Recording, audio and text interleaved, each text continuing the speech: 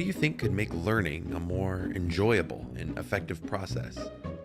In this video, I'll be talking about various techniques you can use to significantly improve the way you learn things. My name's Jeff, and my goal is to make psychology make sense.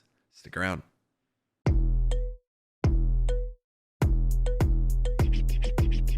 When I was in elementary school, I thought that learning was something that adults forced us to do because they wanted us to listen. I thought it was some pointless, boring task that was only applicable in the classroom. Little did I know, learning is deeper and more fascinating than I ever could have imagined. Learning occurs in a place called the hippocampus in our brains. It's important to take care of our bodies and minds if we want to optimize learning. Our brains take up 20% of our body's blood, oxygen, and energy use. We have these little processing units in our brains called neurons that use electrical impulses and chemical signals to send information throughout the brain.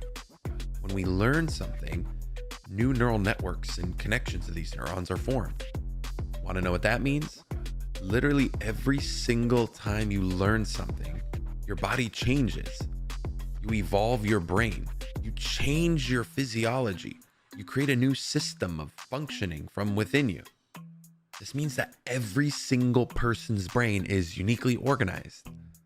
As we continue to grow older, society loves to compare us to one another. The question, how well did I perform in this class, becomes how well does the average person perform in this class? We weren't graded in school by how much we personally improved or how well we utilized our natural strengths and abilities. We were graded based on curves and averages. We were all lumped together in massively generic groups and broad categories. We didn't have the ability to let our natural talents and interests shine. I understand that this is a very complex topic and it could warrant a video completely on its own. I was always taught to color within the lines, stay in my lane, and listen to whatever I was told. I was rarely given opportunities to explore my own ways of learning and questioning as I continued to go through school. All that being said, there is still plenty of possibility and potential to learn as we grow. Things really started changing for me in college when I had motivating and challenging professors. These were people who thought differently than me and knew so much more than I did about psychology. They were wonderful mentors and provided me building blocks to get me where I am today with my learning. Let me know in the comments below people who have been most influential for your learning. In order for us to learn effectively, one thing we need is called cognitive conflict. This is where our brains notice that there's a big difference or struggle in what we know versus what we're trying to figure out. This is the breakdown of your knowledge, experience, and interests to reconcile new information with previous information to form new neural connections. So in order to learn effectively, we have to struggle and resolve this cognitive conflict. But how do we do that? I'll start this from a teacher's perspective. We start with autonomy. Autonomy is about flexibility and freedom. It's about making meaningful choices in learning and having some degree of control.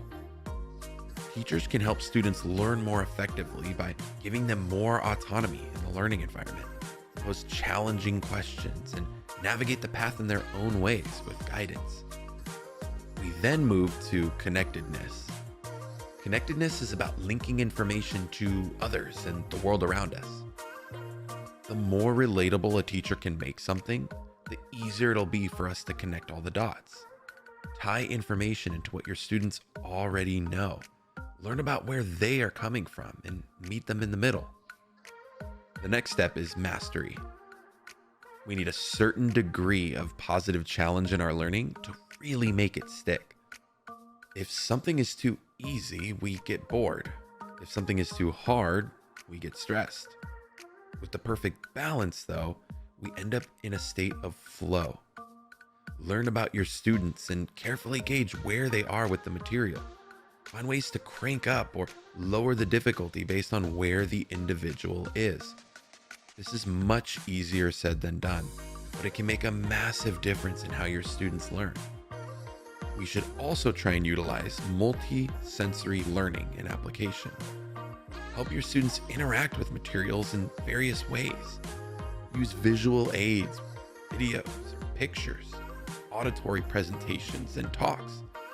Use touch-based or movement-based activities to simulate different parts of the body and mind together while learning. Applying all this together in the learning environment will be so much more effective than just throwing up arbitrary PowerPoint slides and demanding everyone takes notes from those to memorize it for a test. Wrap all this up by helping students reflect on what they learned, how they went through the journey of battling cognitive conflict, and where they are today with the material they learned. This works for any topic, and it can be done on your own completely without a teacher, but it certainly helps to have some guidance along the way. There's also 4 levels of learning you need to understand that'll help make everything so much faster. The lowest level of learning is basic isolated information. Things in this category include basic recall of arbitrary info, note card memorization, or repeating something over and over again. You define, list, label, and identify things in this category. Imagine that you've never seen of or heard of any kind of bicycle before. Learning about bikes in this level would be like memorizing the names of bikes and looking at note cards to remember basic information about bikes, like what would you use it for? This is where you don't understand anything about the topic that you're learning about, but you're gathering the building blocks. This specific form of learning is only good for the short-term learner. The next level above that is applied information. This is where we compare information to what we already know. This is a middle level of learning and allows concepts or ideas to be tied together from a high level to things that we already have knowledge and experience with. In this category, you explain, describe, outline, and summarize. Let's go back to the bike example. In the lowest level, we just remembered what a bike is called and what it looks like. We tried to remember what the basic high-level functions were, like sitting on it and moving from one place to another. In this level, we can now compare bikes to other things like motorcycles, skateboards, cars, etc. We can start seeing basic relationships and better understand what bikes can actually be used for in the real world, like transportation and enjoyment. The next level of learning is about relationships and groups of learning. This is where we understand deeper levels of connections. In this more advanced level, we can observe and understand the deep similarities and differences between concepts or pieces of information. This is a higher order of learning. This category involves deeper analysis, prepping and managing information of groups, categorizing and credibly examining things. Think of this level as the aha moments or light bulb realizations in what we're learning. We can create subgroups of information and develop deeper relationships with the information that we're taking in. Again, let's revisit the bike example. In the lowest 2 levels, we remembered what a bike looks like, what they're used for, and how they generally relate to the world around us.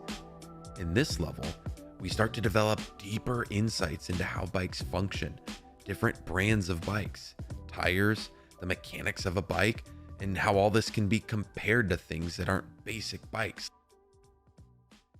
The final level of learning is about deep mastery and improvement. This is where we can not only group information together to say that it's related, but we can even judge the specific value and importance of info or groups of info. We can do this while being able to critique and suggest room for changes or improvement. This category involves developing complex mind maps and working relationships within large subgroups of information. For the last time, let's go back to the bike example. In all the previous levels, we gained a foundational understanding of bikes, what they are, how they're built and used, and when someone might need one. In this level of learning, we can critically evaluate bikes and deeply understand the different brands, mechanical parts, and functions of bikes as a whole. We can look at a bike and critique its quality and suggest room for improvement functionally and visually. We can know why someone may be able to bike more efficiently with one bike over the other and examine ways to improve enjoyment or speed. This level is a deep mastery of a concept or idea and allows us to hypothesize, theorize, and reflect at the deepest level. So whether you're trying to learn about bikes, physics, agriculture, chess, a music genre you've recently fallen in love with, or complicated mathematics, the possibilities are seriously endless. Our minds are capable of magnificent things, and I truly wish more people understood learning from a younger age. Know that learning takes time and effort. It requires a unique environment and cognitive conflict. Give yourself autonomy, connectedness, and a sense of mastery day by day. Understand the different levels of learning and really dive into each, understanding where you can improve and refine what you already know. Learning can be frustrating and difficult, but it doesn't always have to be. With a fresh perspective on learning and a little inspiration, you will absolutely amaze yourself. Figure out which level of learning you're at with something and dissect the topic as a whole. Learn where exactly you are and directly work to improve your knowledge and move up a level. Be critical of your techniques and really dig deep to understand what's working for you and what isn't. Try and only study for about 20 to 25 minutes at a time. Then be sure to take a quick 5-minute break and reward yourself with something enjoyable like funny video, some snacks, or a quick walk. By doing all the things mentioned previously, you can significantly improve the ways in which you learn things. Sometimes we have to learn things the hard way, like how to cope with the death of a loved one. If this is something that you're dealing with right now, I'd highly recommend for you to check out my last video on how to cope with death. I genuinely feel it would be helpful for you in your journey. So for all things psychology to help you think, feel, and perform better, stay tuned right here on Psychology of Living.